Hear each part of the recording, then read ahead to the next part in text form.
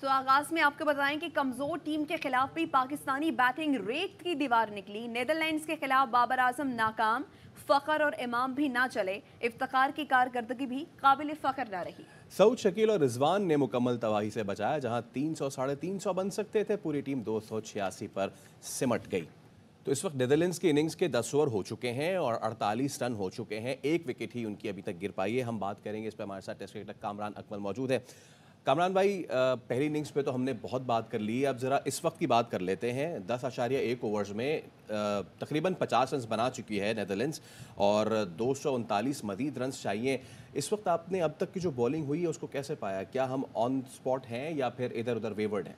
थोड़ा सा वेवर्ड है। जितना बॉल हमने पहले तीन चार ओवर्स फैसल देखा है ना, तो बड़ा स्विंग मिला। सिर्फ एरिया ज़रा अच्छा कर लेते तो शायद थोड़ी मुश्किल होती नेदरलैंड के बैट्समैनों को। फिर अर्ली ऑन एक विकेट मिली है, वहाँ पे 2 से 3 विकेटें भी मिल सकती थी। लेकिन कोशिश है, पेस है, उसको पेस के साथ रिसीव करने जा रहे हैं, बोल्ड करने जा रहे हैं, जिसकी वजह से बाउंड्रियाँ लगी हैं, ऑफलाइन हुए हैं, रूम मिला है, तो जिसकी वजह से उनके बैट का फ्लो चलना शुरू हो गया। जो इस वक्त जितनी पार्टनरशिप लग गई, 50 पे एक ही आउट है, तो थोड़ा कॉन्फिडेंस उनको लग रहा है। लेकिन उनकी बॉलिंग को, पूरी टीम को क्रेडिट देना चाहिए। एक वर्ल्ड चैंपियन टीम को, पाकिस्तान का एक बहुत बड़ा नाम है, नंबर 1 टीम है, उस टीम को उन्होंने मुश्किल में रखा हुआ था, तो उनको भी क्रेडिट देना चाहिए। उन्होंने बड़े समझदारी के साथ बॉलिंग की है, कप्तान ने बड़ा अच्छा यूटिलाइज़ किया। थोड़ा सा और मैच्योर कप्तान होता तो शायद पाकिस्तान टीम के लिए 282 6 रन भी 250 के करीब पाकिस्तान टीम बनाती। अच्छा कामी भाई, अब हम देख रहे हैं कि ऑब्वियसली नसीम शाह नहीं है, उनकी जगह हसन अली पूरी करने की कोशिश कर रहे हैं, लेकिन शाहीन शाह अफरीदी और हारिस रऊफ़, इन पे आज कितनी भारी जिम्मेदारी होगी? प्लस जो स्पिन डिपार्टमेंट आएगा, हमने देखा कि नेदरलैंड्स के स्पिन डिपार्टमेंट ने तो बांध के ही रख दिया है। बहुत ही क्रूशल मोमेंट पे सऊद शकील का आउट होना जो है वो बड़ा क्रूशल था। तो आप आज स्पिन डिपार्टमेंट से कुछ तवक्को कर रहे हैं अच्छी? देखिए, फैसल रिजवान ने और सऊद शकील ने बड़ी ज़बरदस्त पार्टनरशिप लगाई है। मुश्किल से थोड़ा सा निकाला पाकिस्तान टीम को, लेकिन ये 100 की तरफ कन्वर्ट करते तो बहुत ही अच्छा होना था। उनकी मैच्योरिटी भी ज़्यादा होनी थी, एक प्रेशर वाला मैच भी था, और तो ज़रा कॉन्फिडेंस भी और ज़्यादा हो जाना था। यही एक चीज़ हम लोग लैक कर रहे हैं कि हम देखते हैं कि 50-60 कर लिया, उसके बाद ऐसा हम लोग आउट होते हैं तो पूरी टीम अंडर प्रेशर आ जाती है। अभी शदाब ने 29 रन बनाए हैं, नवाज़ ने 38 रन बनाए हैं, जिसकी वजह से इतने रन हुए हैं। फिर लास्ट विकेट की पार्टनरशिप 24-25 रन की हुई है, फिर जाके इतने रन हुए हैं। तो यहाँ से अंदाज़ा लगाएं कि हमारा गेम प्लान और जो मैनेजमेंट का प्लान है, जो एक ऐसी टीम को एक एग्रेसिव खेलना चाहिए, एक बड़ा टोटल लगाना चाहिए। एक कमेंटेटर भी कह रहे थे पिच रिपोर्ट पे, शेन वॉटसन ने भी कहा, हमारे पूरे पैनल ने कहा कि एटलीस्ट पाकिस्तान टीम को 350 रन करने चाहिए। और वार्म अप मैचेस में यहाँ पे 350 रन किए हैं पाकिस्तान टीम ने। क्या है कि नज़र आता है बड़ा टूर्नामेंट, टॉस, अंपायर्स, कैमरास और इस मैच की अहमियत, अंडर प्रेशर हम लोग आए हैं, जिसकी वजह से इतने रन्स नहीं हुए। फिर आप देखें कि ये आप कहते हैं हम लोग नसीम शाह नहीं है तो इनको ज़्यादा रिस्पॉन्सिबिलिटी देनी चाहिए, हमें डिस्कस करनी नहीं चाहिए। नसीम शाह तो बिल्कुल पिक्चर से आउट है। आप सबसे बड़ी मिसाल, कल न्यूजीलैंड के 4 प्लेयर्स नहीं खेले थे। केन विलियमसन उनका रेगुलर कप्तान, टीम सऊदी नहीं खेला, फर्गसन नहीं खेला, और उसके बाद सोडी उनका लेग स्पिनर है, वो नहीं खेल रहा। तो उसके बावजूद उन्होंने ये नहीं सोचा कि हम वर्ल्ड चैंपियन से खेल रहे हैं, एज अ टीम खेलें। गेम प्लान अच्छा था, कंडीशन के मुताबिक खेल रहे हैं। जहाँ पे उन्होंने देखा कि हम लोग सेट हो गए हैं, उन्होंने अपना नेट रन रेट भी वर्ल्ड चैंपियन टीम के खिलाफ अच्छा किया, जल्दी मैच खत्म किया। तो यही एक मैच्योरिटी बड़ी टीम की निशानी रेट की बात की ना, ये पाकिस्तान का हमेशा से दुख रहा है। आगे हमें इतनी हलवा टीमें नहीं मिलनी, वैसे तो कोई भी टीम आसानी नहीं लेते इस वक्त। तो मेरे ख्याल से हमारी टीम को सारी टीमों ने हलवा लिया हुआ है, तो टीम समझ के ऐसे खेल रहे हैं, क्योंकि हम लोग खुद अंडर प्रेशर आ रहे हैं, हम खुद ऐसी गलतियां कर रहे हैं, दूसरी टीमों को मौका दे रहे हैं, जिसकी वजह से आप देखें नेदरलैंड जैसी टीम ने आज हमें अंडर प्रेशर रखा हुआ है, और अभी भी चढ़ के खेल रहे हैं। अभी भी देखें कैसे वो बैटिंग कर रहे हैं। उनको ये फिक्र नहीं है कि हमारा एक आउट हो गया, वो थोड़ा टाइम लेते हैं, वो अपने फ्लो में खेल रहे हैं। आजकल की मॉडर्न डे की जैसे क्रिकेट है, गेम प्लान है, उसके मुताबिक खेल रहे हैं। तो मेरे ख्याल से हमारे से अच्छे वो नेदरलैंड की टीम है, जो 14वें-15वें नंबर की टीम है, वो ज़्यादा अच्छी क्रिकेट खेल रही है, अच्छी गेम प्लान है, गेम अवेयरनेस उनको ज़्यादा अच्छी मुझे लग रही है इस वक्त। अच्छा कामी भाई, 11 ओवर हो चुके हैं, 50 रन हो, अगर आप इस वक्त कप्तान होते तो क्या आप स्पिन इंट्रोड्यूस कर लेते? और आपकी स्ट्रेटजी क्या होती, क्योंकि आपने तीनों पेसर अपने देख लिए हैं, एक विकेट ही ले पाए अब तक और बाकी तो वो स्प्रे अराउंड कर रहे हैं, बाउंड्रीज लग रही हैं। और चलें, मुबारक हो, जिसको कहते हैं ना कमेंटेटर्स कर्स, तो एंकर्स कर्स हो गया है, दूसरी विकेट गिर गई है नेदरलैंड्स की अल्लाह अल्लाह करके। अब हमें मेरे ख्याल से कामी भाई इनको जाने नहीं देना चाहिए, अब जो है ना वो गिरफ्त में ले लेना चाहिए। देखिए जाने तो बिल्कुल हमने इफ्तिखार ने आउट किया सर। देखिए एक विकेट भी नहीं गिरी थी, मैच शुरू भी नहीं हुआ था, अभी दूसरी बैटिंग भी नहीं शुरू हुई थी, तो हमने कहा था कोई 50 रन से, कोई 100 रन से के मार्जिन से जीतना चाहिए पाकिस्तान टीम को, पाकिस्तान को एक लेवल है। लेकिन हमें जैसे आपने कहा कि हमें स्पिनर्स का जैसे जितनी जल्दी हम ले आएंगे अच्छा होगा, क्योंकि उन डे में तो बॉल ब्रेक हो रहा था, ग्रिप हो रहा था, लेकिन इंडिया में जैसे अंडर लाइट बैटिंग शुरू होती है, बॉलर्स को वो देखना पड़ेगा कि वो वैसा ब्रेक मिलता है या नहीं मिलता। अगर ब्रेक मिल गया तो शायद पाकिस्तान के स्पिनर्स ऐसे हैं ये आउट कर देंगे, और हमारे लिए भी ज़रूरी है कि वो आउट करके दें मिडल में आके, उनको कॉन्फिडेंस भी आएगा। पास्ट में एशिया कप में स्पिनर्स ने आउट नहीं करके दिया, उनकी अच्छी परफॉर्मेंस नहीं है, तो इसलिए ये बेस्ट टाइम है हमारे स्पिनर्स के पास, वो आउट करके दें, कॉन्फिडेंस आए जो बड़े मैच में काम आएगा। ठीक है, बहुत शुक्रिया कामरान इकबाल हमारे साथ मौजूद थे। उम्मीद यही करते हैं पाकिस्तान नेदरलैंड्स को हराए, क्योंकि एक और मैच में पाकिस्तान अच्छा नहीं कर पाया। हम बात करें एशियन गेम्स मेंस क्रिकेट की, जिसमें अफगानिस्तान ने पाकिस्तान को हरा दिया है। फाइनल में अफगानिस्तान और भारत मध्य मुकाबिल होंगे। अफगानिस्तान ने खेल के हर शोबे में पाकिस्तानी टीम को आउट क्लास किया। पाकिस्तान अब तीसरी पोजीशन के लिए बांग्लादेश का मुकाबला करेगा। वापस आएंगे एक ब्रेक के बाद, हमारे साथ रहिए। Welcome back. और आपको बताएं कि एहतिसाब की लाठी सिर्फ सियासतदान पर चली है, क्या इसको एहतिसाब कहते हैं? मुस्लिम लीग नून के सदर शहबाज शरीफ की प्रेस कॉन्फ्रेंस, कहा एहतिसाब वो होता है जो सामने नजर आए और लोग उसे तस्लीम करें। 12 अक्टूबर को मुझे और नवाज शरीफ को कई माह के लिए गायब किया गया। बूढ़े वालिदैन को भी इल्म नहीं था हम कहाँ हैं। हमने तो GHQ पर हमला नहीं किया।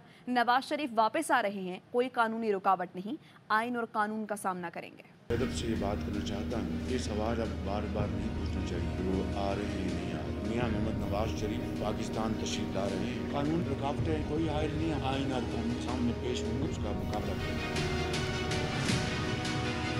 का तारा तारों में अगले दिन टेलीविजन पर आया, उसका मुझे दुख हुआ। बात वही करनी चाहिए जो कही गई। ये पर जर्द साहब, मैंने ये कहा था कि अगर मैं आम का तारा हूँ तो मुझे कौन से लड्डू मिल गए 3 सालों 25-25 दिन के लिए गायब हो जाती है। ऐसा हुआ है, मुझे इसका इल्म नहीं।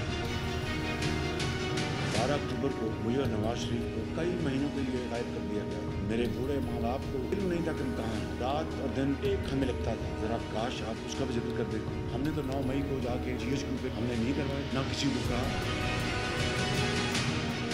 एहतिसाब सबके लिए होना चाहिए, अक्रॉस द बोर्ड। आज तक एहतिसाब की जो लाठी है, और ये एक तारीख का एक बड़ा स्याह बाब है। एहतिसाब वो है जो कि सामने साफ नजर आता हो और लोग उसको तस्लीम करते हुए नजर आते हैं। जो लेफ्ट को बैठे हैं, मैं, नवाज शरीफ, मरीम नवाज, हमजा, सबको 10-10 साल उनको जेलों में डालना था। क्या ये एहतिसाब है? बात करें तो आइए बैठे, एक डायलॉग करें across the board. Nawaz Sharif के पास तरक्की का फॉर्मूला था तो भाई को क्यों नहीं दिया? PP रहनुमा फैसल करीम कुंडी कहते हैं नून लीग का एहतसाब का बयानिया चंद घंटों में ही दब गया। नवाज शरीफ की पाकिस्तान वापसी पर शक है। नवाज शरीफ के इस्तकबाल की तैयारियां भी पंजाब की इंतजामिया को सौंपी गई हैं। इस मामले पर इलेक्शन कमीशन से एहतजाज भी करेंगे। नवाज साहब को ये नहीं भूलना चाहिए कि मियां नवाज शरीफ साहब के भाई वज़ीर आज़म भी थे। नवाज शरीफ साहब वापस आ रहे होंगे, उनके पास है जो फार्मूला अप्लाई करेंगे, वो अपने भाई को फार्मूला क्यों नहीं? साहब रोज करना जा रहे थे, वो उन्होंने बयान चंद ही घंटों में दब किया। मैं उम्मीद करता हूँ दुआ गो कि इनके लीडर वापस पाकिस्तान आ जाए। तो आप क्या वज़ीर आज़म बन गए क्या? चले ना रहे। हम लोग कहते हैं बिल्कुल आए। मियां नवाज शरीफ साहब आए, अदालत का सामना करें। इतने लोग जमा नहीं होंगे अगर पंजाबी इंतजामिया ने इनको गाड़ियाँ, बसें और चीज़ें दी। कुछ इलाकों में ऐसी शिकायतें मिली हैं कि वो इंतजामिया के जिम्मे में लगा कि आप लोग वहाँ की निगरान हुकूमत होगा कि आप निगरान हुकूमत है, आप किसी जमात की सपोर्ट करें। पाकिस्तान पीपल्स पार्टी इसका एहतजाज इलेक्शन कमीशन से करें। नवाज शरीफ की तबीयत अब भी ठीक नहीं। मुस्लिम लीग नून मेडिकल रिपोर्ट ले आई। बरतानिया के रॉयल ब्रॉम्पटन अस्पताल की रिपोर्ट में बताया गया नवाज शरीफ में अब भी दिल के आर्जे की अलामात हैं। Medical report Lahore high court में जमा करा दी गई। रिपोर्ट में बताया गया है शुगर और दीगर अमराज की वजह से उन्हें पाकिस्तान और लंदन में मुसलसल फॉलोअप की ज़रूरत है। नवाज शरीफ को एंजाइना अलामात और कोरोना की वजह से पाकिस्तान जाने से रोक दिया था। मरज़ की अलामात बढ़ने के बायस दोबारा एंजियोप्लास्टी का फैसला किया गया। 2022 में नवाज शरीफ की एंजियोप्लास्टी की गई। लंदन में गुफ्तगू करते हुए नवाज शरीफ के मौलिज डॉक्टर अशरफ चौहान का कहना था, हल्फन कहता हूं नवाज शरीफ को अब भी सेहत के मसाइल दरपेश हैं, सफ़र में मुश्किल होगी। बताओ डॉक्टर, ये ओथ पे बता रहा हूँ कि उनको मेडिकल इश्यूज़ हैं और अभी एक और मेडिकल इशू था जिसके बारे में अभी मैंने उनको देखा है और दवाई तजवीज़ की है। मैं गारंटी से कहता हूँ कि मियां साहब बहुत जल्द लंदन से और जो तयशुदा प्रोग्राम है उसके मुताबिक पाकिस्तान तशरीफ़ ले आएंगे। सफ़र करने में मुश्किल होगी। जो प्लेटलेट्स का मसला था जिसके लिए आए थे मियां साहब यहाँ पे, तो वो आप क्या समझते हैं कि इलाज मुकम्मल हो गया? वो जो उनकी कंडीशन है वो इस तरह की नहीं है कि एक ट्रीटमेंट हो और उसके बाद उनको मज़ीद ट्रीटमेंट की ज़रूरत ना पड़े। वो एक ऑन गोइंग इशू है। लंदन में नवाज शरीफ का दफ्तर में आखिरी रोज़ सहाफ़ियों से मुलाकात की। नवाज शरीफ की क्या गुफ्तगू रही, जानेंगे अपने नुमाइंदे फ़रीद कुरैशी से। जी फ़रीद, बताइए क्या गुफ्तगू की मियां साहब ने? जी बिल्कुल, आज नवाज शरीफ का हसन नवाज के दफ्तर में आखिरी रोज़ था और पाकिस्तान वापसी से कबल वो दफ्तर से अपना सामान समेट कर एवन फील्ड डिपार्टमेंट मुंतकिल कर चुके हैं। आज उन्होंने सहाफ़ियों से गुफ्तगू की जो एवन फील्ड और उनके दफ्तर के बाहर रिपोर्टिंग करते हैं, और उन्होंने सहाफ़ियों से मुखातिब होते हुए कहा कि सहाफ़ियों को हर किस्म के बुग़्ज़ और बहतान तराजी से बालातर होकर रिपोर्टिंग करनी चाहिए। उन्होंने कहा कि हमने इस मीटिंग में उन सहाफ़ियों को भी मदऊ किया है जो हमारे हक़ में लिखते रहे, और उन्हें भी मदऊ किया गया है जो हमारे खिलाफ भी लिखते रहे, हम पे तनकीद भी करते रहे। लेकिन उन्होंने कहा कि तनकीद बराए तनकीद नहीं होनी चाहिए, बल्कि तनकीद बराए इस्लाह होनी चाहिए। उन्होंने एवन फील्ड डिपार्टमेंट के सामने होने वाले मुजाहिरों के हवाले से बात करते हुए कहा कि 4 साल तक यहाँ पे मुजाहिरे जारी रहे, उनका क्या मकसद था और उनसे क्या हासिल हुआ। उन्होंने कहा कि लंदन के अंदर मरियम औरंगजेब को भी हरासा किया गया और इस तरह के दीगर वाक़यात भी पेश आए जो कि इंतहाई अफसोसनाक है। ये मुलाकात तकरीबन पौना घंटा जारी रही, जिसमें लंदन के अंदर जो वर्किंग जर्नलिस्ट हैं वो तमाम मौजूद थे, और नवाज शरीफ से उन्होंने अलविदाई अगर कहें मुलाकात तो गलत ना होगा आज की। जी बहुत शुक्रिया फ़रीद कुरैशी। आगे बढ़ें और आपको बताएं कि मुल्तान में भी बलूचिस्तान की रवायती खड्डा सज्जी आ गई। ये लजीज डिश कैसे बनती है और मुल्तानियों को इसका जायका कैसा लगा, जानते हैं इस रिपोर्ट में। मुल्तान के शहरी भी बलूचिस्तान की रवायती डिश चटपटी और जायकेदार मटन खड्डा सज्जी के गुण गाने लगे। खड्डा सज्जी की तैयारी में कई घंटे दरकार होते हैं। पहले मटन को रवायती मसाला लगाया जाता है और फिर एक खड्डे में दहकते अंगारों पर रख कर 2 से 2.5 घंटे तक दम दिया जाता है। एक दिन पहले हम ना मसाला जात लगा के रखते हैं, तकरीबन ये सारा दिन मसाले में रहती है एक दिन पहले। उसके बाद इसकी जो अगला प्रोसीजर है वो हम तंदूर के अंदर से लगाते हैं 2.5 घंटे के दम के अंदर। तैयार होने के बाद लज्जत और जायके से भरपूर सब्जी को जब खड्डे से बाहर निकाला जाता है तो इसकी धीमी धीमी खुशबू हर किसी को अपनी तरफ खींच लाती है और शहरी तारीफें करते दिखाई देते हैं। सब्जी का ऑर्डर दिया था हमने, बकरा सब्जी का, बहुत ज़बरदस्त और टेस्टी है, मज़ेदार है और हमें खाने में बहुत मज़ा आया है। माशाल्लाह बहुत अच्छा टेस्ट है। हमने 3 kg वो घर के लिए पार्सल करवाया है। बलूचिस्तान की रवायती डिश मटन खड्डा सब्जी के इन दिनों मुल्तान में हर तरफ चर्चे हैं। कैमरामैन इमरान असलम के साथ राना फारूक, एयरवाई न्यूज़, मुल्तान। वापस आएंगे एक ब्रेक के बाद, हमारे साथ रहिए। Welcome back. खबर आपको दें, army chief general Syed Asim Munir ने आज कराची का दौरा किया है। आर्मी चीफ ने निगरान वज़ीर आला मकबूल बाकिर के साथ सूबाई एपिक्स कमेटी इजलास में शिरकत की। बात करेंगे, लईक रहमान हमारे साथ मौजूद हैं। लईक, बताइए इस मुतालिक।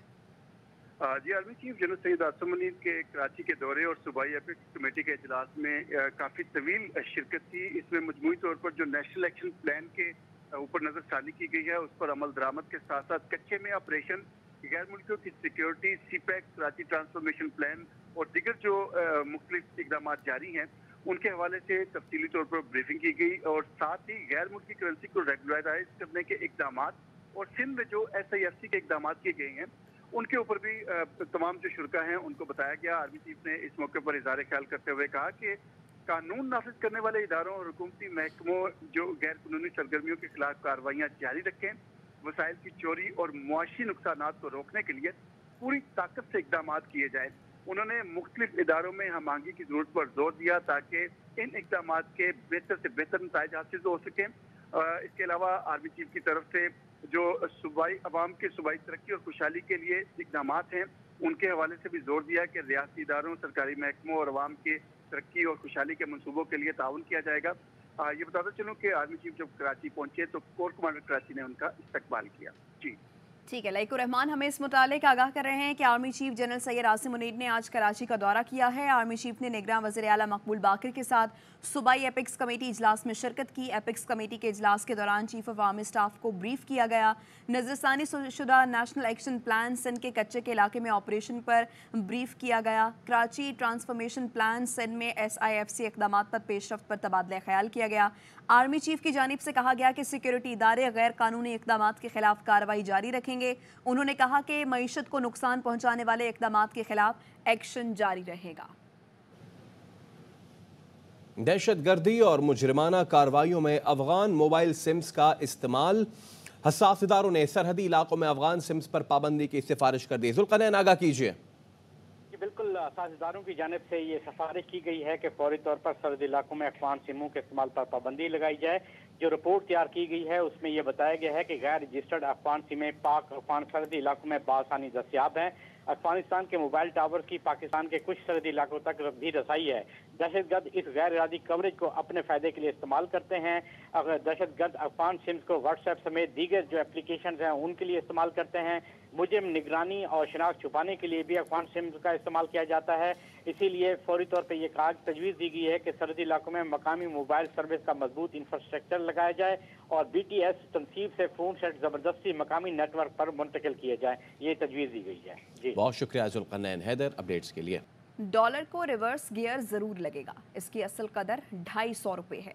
साबिक वजीर खजाना इसहाक डार कहते हैं मुल्की मफाद में बैंक और एक्सचेंज कंपनियां दुरुस्त डगर पर चल रही हैं। इस मामले पर सियासत नहीं होनी चाहिए। नवाज शरीफ की वापसी किसी गारंटी का नतीजा नहीं। उन्हें डील या यकीन दहानी की कोई ज़रूरत नहीं।